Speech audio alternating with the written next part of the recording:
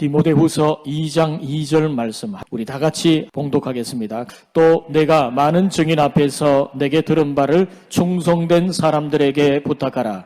그들이 또 다른 사람들을 가르칠 수 있으리라. 아멘. 요한이라고 하는 마술사가 있었습니다. 이 사람이 예수님을 만나고 삶에 놀라운 변화가 있어서 너무나 감격스러운 신앙생활을 하다가 자신의 삶을 하나님께 드리기로 다짐을 하고 신학교에 갔습니다. 신학교에서 교육을 받고 그렇게 훈련을 받고 졸업을 앞둔 어느 날 교수님이 이 요한에게 이렇게 이야기를 합니다. 자네가 이제 졸업을 하고 사역할 수 있는 교회를 소개할 텐데 가서 거기서 설교를 하게, 그리고 성도들이 청빙을 하면 거기서 목회를 하게나, 이렇게 이야기를 했습니다. 이 요한이 얼마나 열심히 준비를 했는지 최선을 다해서 정말 열심을 다해 준비를 해서 교회 강단에 서서 말씀을 전합니다. 성도들의 얼굴을 보니까 성도들이 미심적인 얼굴로 보는 것 같아요. 저 신출내기가 뭐라고 할까, 그런 생각을 하고 있는 것 같았습니다. 그래서 이 요한이 준비해왔던 설교는 하나도 생각이 나지 않고 머리가 하얘지면서 등에 식은땀이 흐르기 시작했어요. 설교를 다 까먹어서 무엇을 말할까 이렇게 주저하다가 요한이 한마디를 합니다. 여러분, 제가 오늘 무슨 설교를 할지 여러분 아시겠습니까? 그러니까 성도들이 전부 다 일제히 아니요 이렇게 답을 했어요. 그러니까 요한이 하는 말이, 성도님들도 다 모르는데 제가 뭐라고 설교를 할 수 있겠습니까? 그리고 그냥 급히 뒷문으로 도망을 갔습니다. 그러니까 교수님이 요한에게 따끔하게 이야기를 하는 거거든요. 네가 어떻게 그럴 수가 있냐? 우리가 그렇게 가르쳤는데 그거밖에 말을 못하느냐? 다음 주에 다시 기회를 줄 테니까 다시 설교를 해라 그랬어요. 이 요한은 2배로 준비를 했습니다. 금식도 하고 준비를 했어요. 근데 2배로 준비한 것은 요한만이 아니라 성도들도 2배로 준비를 했어요. 이 요한이 강단에서 보니까 뭔가 이상한 음모가 있는 것 같아요. 성도들이 이렇게 작전을 짰습니다. 지난번 저 설교자에게 우리가 무엇을 설교할지를 알겠습니까? 라고 물었을 때 일제히 모른다고 했으니까 근본에는 다 안다고 하십시다. 예라고 답을 하십시다. 그렇게 약속을 짰습니다. 그렇게 요한이 이렇게 묻습니다. 여러분, 제가 무슨 말을 할지 여러분 아시겠습니까? 그러니까 일제히 예라고 답을 하는 겁니다. 그러니까 요한이 이렇게 말합니다. 여러분이 다 안다고 하니 제가 굳이 뭐라고 말하겠습니까? 그리고 다시 뒷문으로 도망을 갔어요. 교수님이 더 화가 났습니다. 그리고 다음 주에 다시 설교할 기회를 줬어요. 이 요한이 근본에는 3배로 준비를 했습니다. 3배로 준비한 것은 요한만이 아니겠죠. 성도들도 준비를 했어요.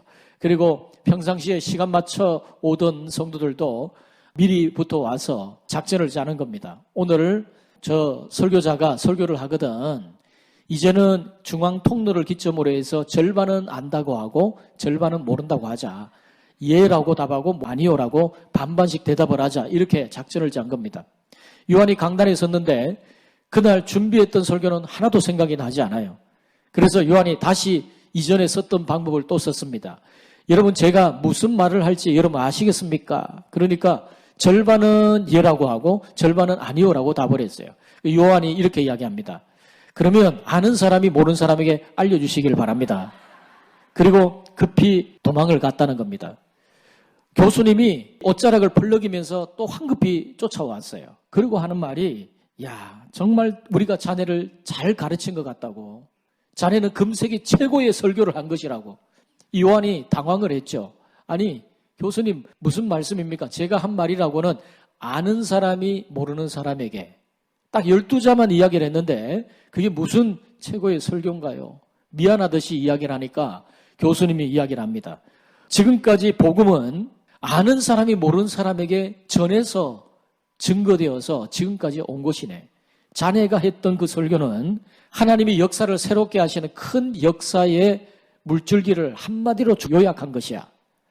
베드로가 복음을 몰랐을 때 예수님에게 들었고 모르는 그가 알고 나서는 다시 아는 그가 모르는 사람에게 전해주어서 복음이 전해졌지 않는가, 이렇게 이야기를 했어요. 여러분, 모든 교육은 아는 사람이 모르는 사람에게 전해주어서 지금까지 오게 되었습니다. 우리가 말하는 법도 그렇고요. 글자를 쓰는 법도 그렇습니다. 음식을 만드는 법도 그렇습니다. 집을 만드는 법도 그렇게 배웠어요. 아는 사람이 모르는 사람에게 전해주어서 알게 된 것이죠. 여러분, 복음도 그렇습니다. 사람을 세운다고 하는 것은 특정한 사람들이 특정한 프로그램을 진행하는 것이 아닙니다. 그것은 아는 사람이 모르는 사람에게 자신의 아는 것을 전달해 주어서 아는 것이죠. 그렇게 깨우쳐 주는 겁니다. 여러분, 오늘 이 새생명 축제 플러스를 맞이해서 지난주는 새생명 축제가 있었고 오늘은 우리가 기존 이제 예배를 드리지만 다시 한번 기회를 두고 새로이 방문하신 분들에게 우리가 선물을 준비하고 또 함께 교제 나누는 시간을 갖습니다. 여러분, 여러분을 인도하셨던 그분은 내가 예수를 믿어보니 너무 좋은 거예요. 내가 하나님을 믿어보니까 내가 너무 좋더라. 마치 좋은 음식점 만나면 내가 친구에게 소개하고 싶듯이 그렇게 오래도록 기도하면서 복음을 전해주고 여러분의 교회를 소개해서 오늘 이 자리에 오신 겁니다. 여러분이 오늘 이 자리에 오셔서 예배를 드리는 가운데 이 예배 가운데는 보이지 않지만 하나님이 우리와 함께 계세요. 하나님이 여러분의 심령을 만져주시고 때로는 여러분의 문제도 다 아셔서 이 외로운 인생길 걸어가실 때 하나님이 여러분의 인생에 아주 귀한 친구가 되셔서 앞으로도 함께 동행하시는 은혜가 있기를 주님의 이름으로 축복합니다. 여러분, 디모데후서 2장 2절에 보면요, 바울이 이런 말씀을 합니다. 또 내가 많은 증인 앞에서 내게 들은 바를 충성된 사람들에게 부탁하라. 그들이 또 다른 사람들을 가르칠 수 있으리라.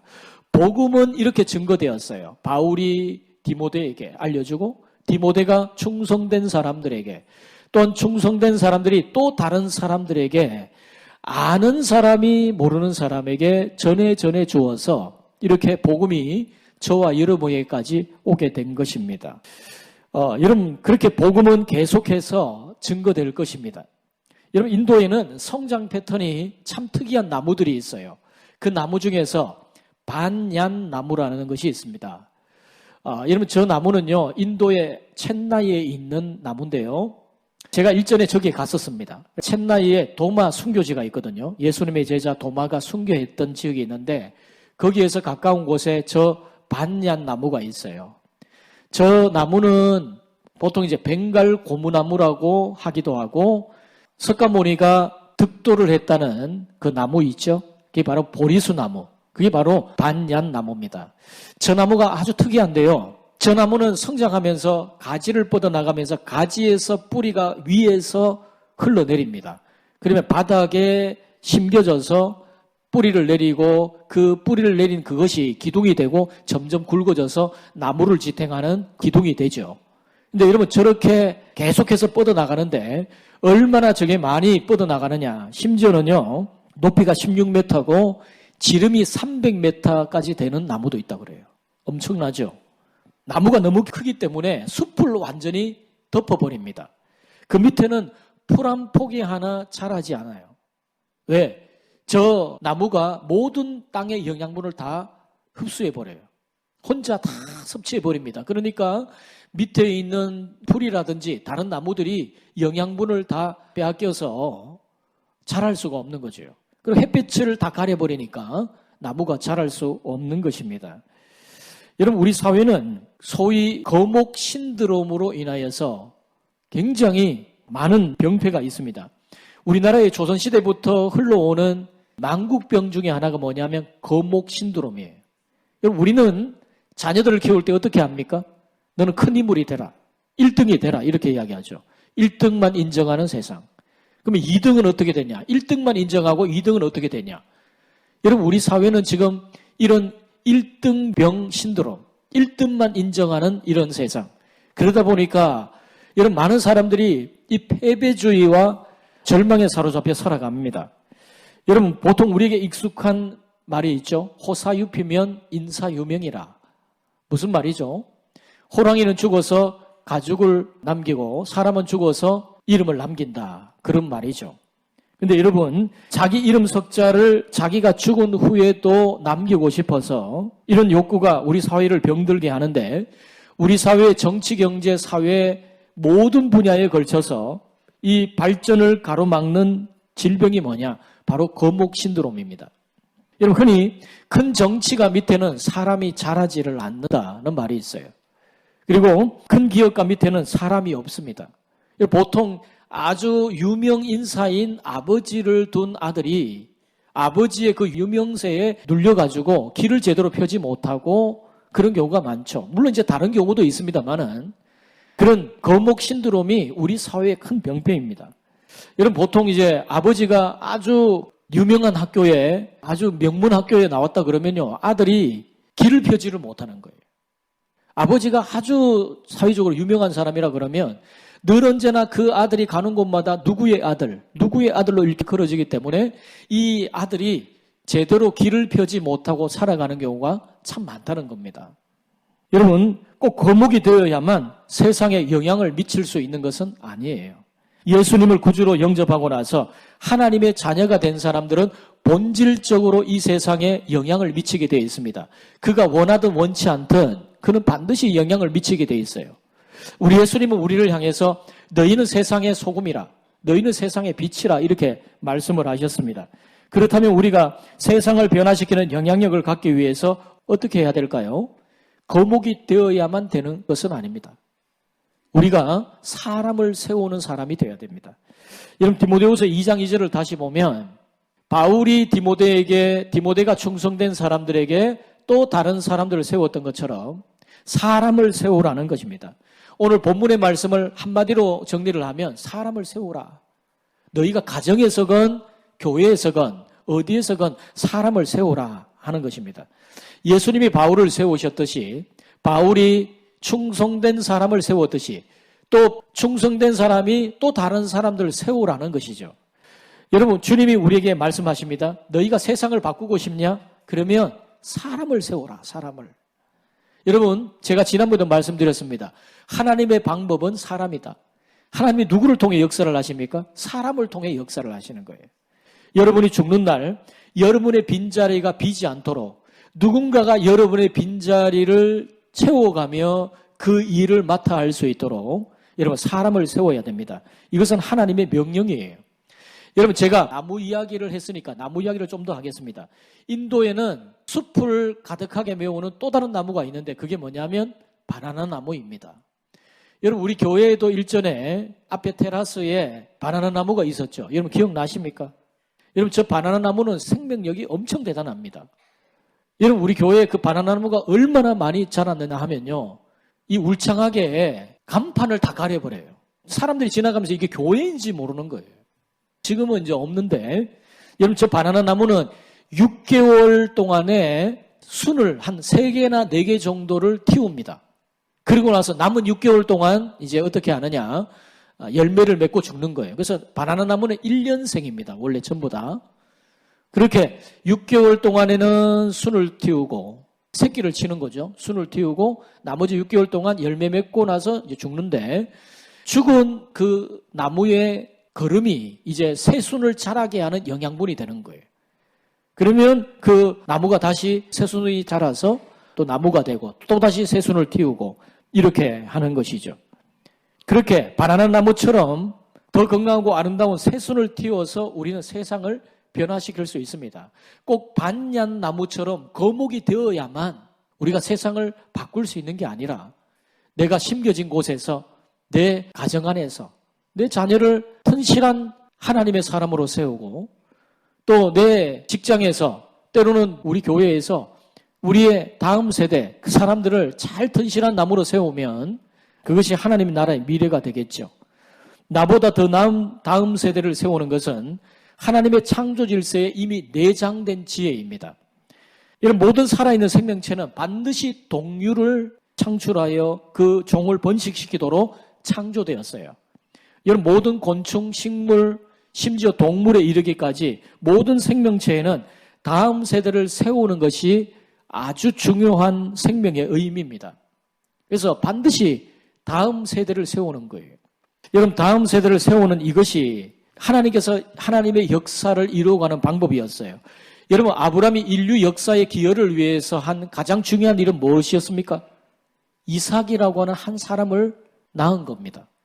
이삭은 야곱을 낳고 야곱은 12아들을 낳고 엘리야는 엘리사를 세우고 모세는 여호수아를 세우고 그렇게 바울은 그가 복음을 전하는 곳마다 디모데나 디도 같은 귀한 일꾼들을 세운 거죠.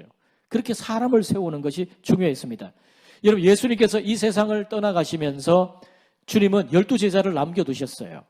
예수님이 세상을 떠나가시면서 남겨주신 가장 귀한 임무가 뭐냐? 사람을 세우라는 것이죠. 여러분, 마태복음 28장 19절 20절 말씀입니다. 우리 같이 한번 읽어보겠습니다. 시작.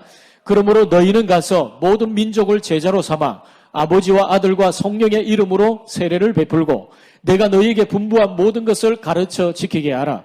볼지어다 내가 세상 끝날까지 너희와 항상 함께 있으리라 하시니라. 아멘. 여러분, 누군가를 세운다고 하는 것은 우리가 반드시 해야 될 일이에요. 내 자식이든지 내 부서의 후임자이든지 영적인 제자이든지 내가 이 세상을 떠날 때 누군가가 내 뒤에 서도록 세워야 합니다. 여러분, 주일학교 교사였던 에드워드 킴벌이라고 하는 사람이 무디라고 하는 사람을 세웠어요. 무디는 또 모르드게함을 세우고 모르드게함은 그레이엄을 세우고 그레이엄은 김중곤을 세우고 김중곤은 이경옥과 라순자를 세우고 이경옥과 라순자는 저를 세우고 저는 또 누군가 그 관로 안에 누군가를 집어넣기 위해서 저도 지금 사역을 하고 있는 것이죠. 여러분, 우리가 이 세상에 기여할 수 있는 가장 소중한 일이 있다면 모양과 맛과 빛깔이 분명한 하나님의 사람을 가정과 교회에 세워놓고 죽는 것입니다. 여러분, 우리가 이 세상을 떠나서 주님을 만날 때 주님이 물어보실 거예요. 너는 이 세상에서 무엇을 했느냐? 내가 분부한 사람을 세우라는 명령을 너는 잘 지켰느냐? 내 뒤에 누가 있느냐? 이렇게 물어보실 거예요. 여러분, 사람을 세우는 거 굉장히 중요합니다. 교회 안에서 여러분이 어떤 봉사의 영역을 하실 때에 여러분이 염두에 두셔야 될 것은 뭐냐면 내 뒤에 이 일을 누가 맡아서 할 것인가를 늘 염두에 두셔야 돼요.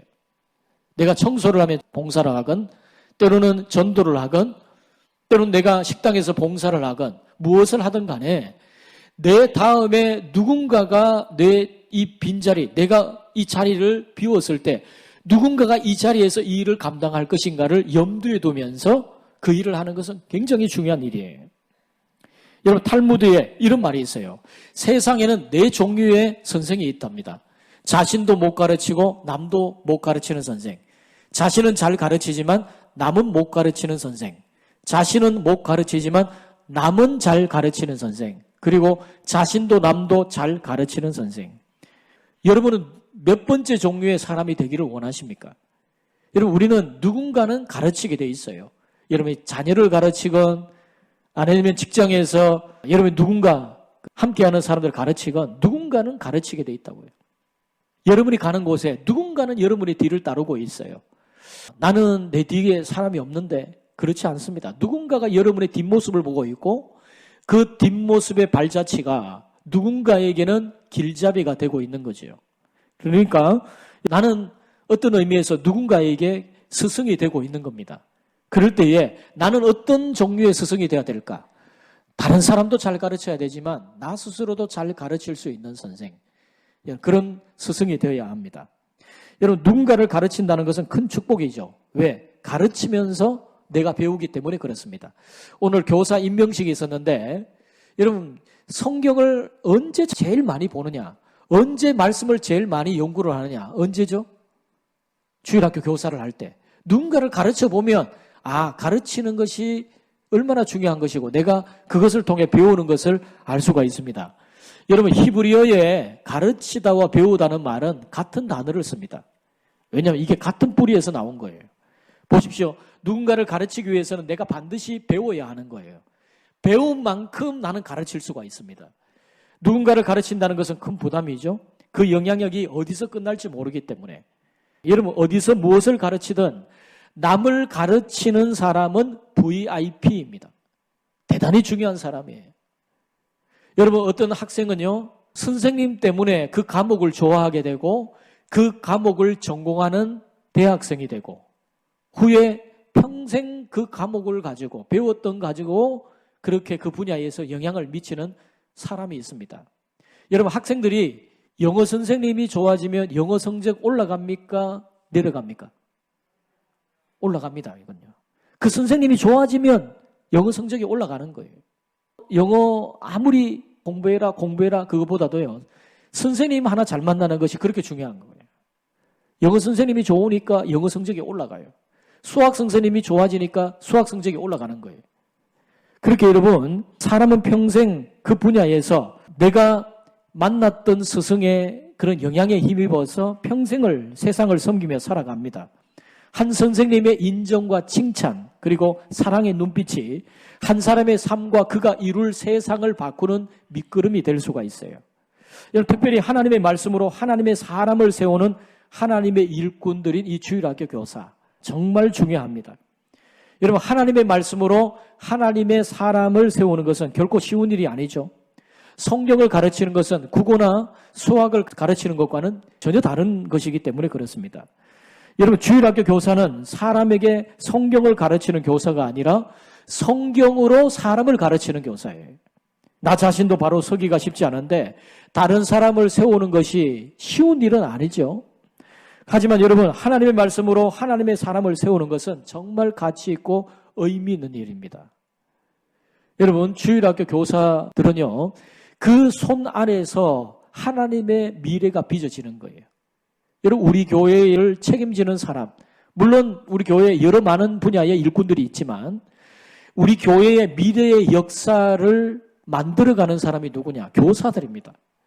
이 교사들의 손에 우리 아이들이 자라가고 꿈을 키우고 하나님의 사람으로 세워져 가요.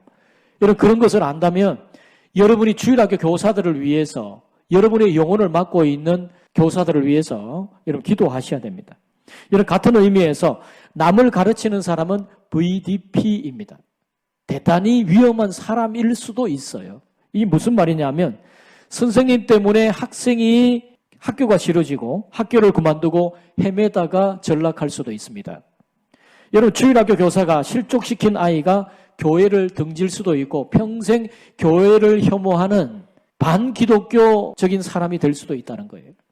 여러분 제가 일전에 한번 말씀드렸죠. 고 박정희 대통령의 이야기를 제가 여러분에 드린 적이 있습니다. 제가 박정희 대통령의 어릴 적 고향 동네에 교회에 목회하시던 목사님으로부터 직접 들었던 이야기예요. 여러분 박정희 대통령이 어린 시절에 교회를 나갔답니다. 주일학교에. 그러니까 당시만 해도 정말 가난했던 시대였기 때문에 신발도 제대로 신지 않잖아요. 그리고 교회도 이렇게 장의자로 배치가 된 것이 그렇게 오래지 않습니다. 지금도 이제 시골 교회나 이런 데 가면 마룻바닥에 있는 교회들이 여전히 있습니다. 근데 요즘에는 시골 교회도 거의 장의자가 다 들어가 있어요. 근데 여러분 그렇게 마룻바닥이었던 교회였는데 성도들이 열심을 다해서 반들반들하게 이렇게 교회 예배당을 마룻바닥을 청소를 했는데 이 박정희 대통령이 어릴 때 너무 이게 활달한 아이였기 때문에 바깥에서 뛰어놀다가 그 흙먼지 묻은 그 맨발로 바깥을 뛰어놀고 이제 예배당에 들어와서 발자국을 다 남겨놓은 거예요. 선생님이 너무 화가 나서 뺨을 때린 겁니다. 그래서 그 아이가 예배당을 나가버렸어요. 교회를 오지 않았어요. 여러분 우리는 이 고 박정희 대통령의 그의 공적과 그가 잘못했던 것에 대해서 다 알고 있지 않습니까? 공과 과가 다 있죠. 우리나라의 경제 발전에 그분이 기여했던 부분도 물론 있지만 군부 독재를 통해서 우리나라의 민주화를 정체시킨 그런 인물이기도 하지요. 근데 여러분 만약 그분이 교회를 계속 다녔고 인격적으로 예수님을 만나고 믿음으로 세워졌다면 우리나라 역사가 많이 바뀌었을 수도 있습니다.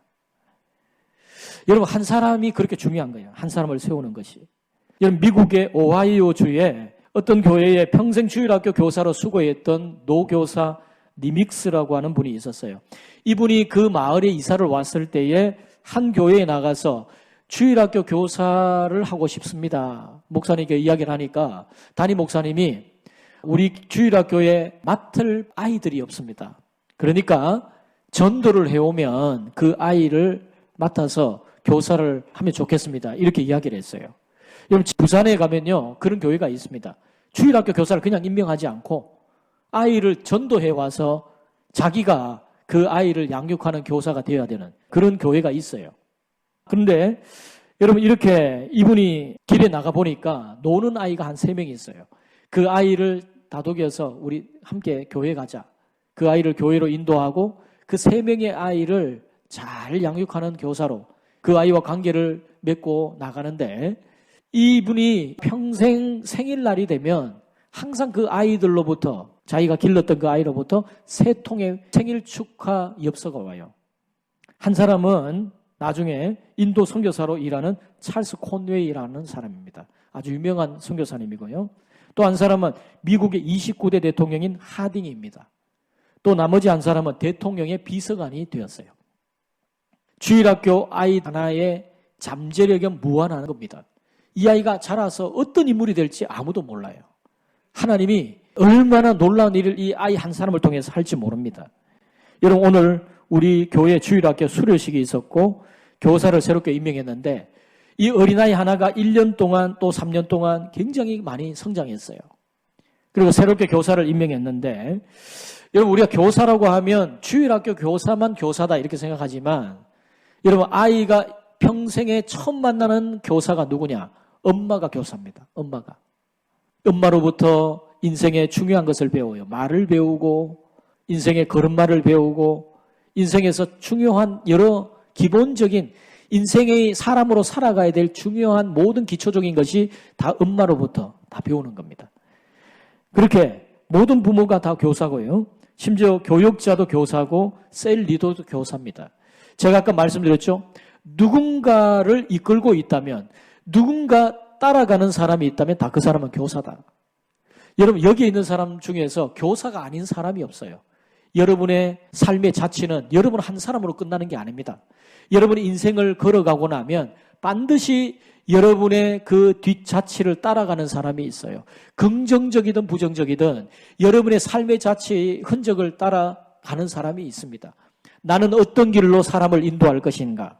우리 스스로를 한번 돌아보십시오. 여러분, 유명한 강해 설교자 찰스 스윈돌이 이렇게 말을 했습니다. 당신의 가르침으로 역사가 바뀔 수도 있다는 사실을 믿는가? 그렇다면 당신은 역사를 움직일 사람의 스승이 되는 것이다. 여러분, 누군가 한 사람이 나를 통해서 귀한 일에 세워지는 사람으로 든든히 선다면 그보다 귀한 일은 없겠죠. 그런 은혜가 있기를 바라고요. 여러분, 우리 교회는 사람을 살리고 키우고 고치는 생명사회 공동체입니다. 우리 교회는요, 사람을 세우는 교회예요. 하나님의 나라와 하나님의 교회를 세워가는 전략이 뭐냐면 사람을 세우는 겁니다. 한 사람의 고귀함을 잊지 마시고 여러분의 가정에서 사람이 세워지고 우리 교회에서도 사람이 세워지고, 그래서 하나님의 나라의 미래가 이들을 통해서 더 아름답게 세워져 갈 수 있는 이런 놀라운 은혜가 있기를 주님의 이름으로 축원드립니다.